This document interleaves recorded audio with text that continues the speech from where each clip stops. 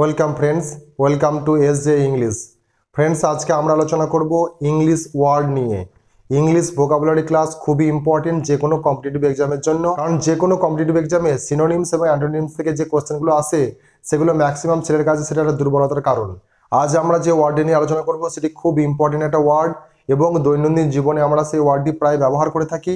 এই সমস্ত ওয়ার্ড আমরা নিউজ পেপারে বারবার পড়ি এবং পরীক্ষার খাতায় এই সমস্ত ওয়ার্ড বারবার এসেছে। তাই দেরি না করে চলুন শুরু করি। আজকে যে গুরুত্বপূর্ণ শব্দটি নিয়ে আলোচনা করব সেটি হলো ইম্পাস। ইম্পাস শব্দটি হলো একটি নাউন। ইম্পাস শব্দের অর্থ কি না, ইম্পাস শব্দের অর্থ হলো এমন একটি পরিস্থিতি বা অবস্থা যেখানে কোনো পক্ষই আলোচনা করে সমাধানে আসতে পারে না। অর্থাৎ কোনো আলোচনা করে যখন কোনো সমাধানে না আসতে পারা যায় তখন তাকে বলা হয় অচল অবস্থা বা একদম মৃত্যুবন্ধ অবস্থা, তখন সেটাকে ইংরেজিতে বলা হয় impasse. Impasse is a situation where progress is impossible because of disagreement and opposition. It is a called deadlock or stalemate situation. অর্থাৎ আমরা যদি বলি যে একদম অচল অবস্থা যেখানে কোনো পক্ষই রাজি হচ্ছে না, তখন তার ইংরেজি হবে কি না ইম্পাস। এটি একটি নাউন। এর সিনোনিম তাহলে কি হতে পারে?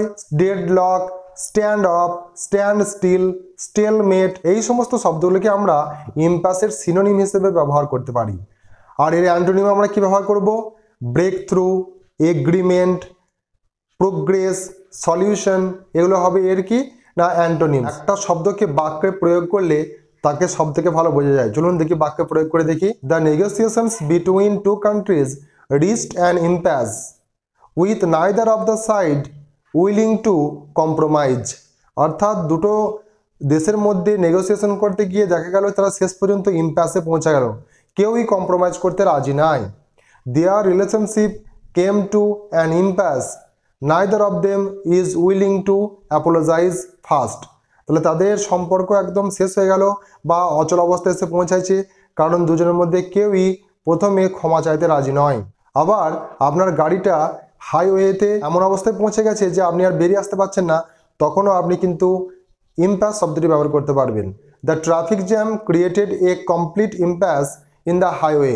অর্থাৎ হাইওয়েতে কি আছে? কমপ্লিট একটা ইম্প্যাসে পরিণত হয়ে গেছে, আপনার গাড়িটা মাঝখানে আছে, আপনি ব্যবহার করতে পারছেন না, সেই অর্থেও কিন্তু ইম্প্যাস শব্দটি আপনি ব্যবহার করতে পারবেন।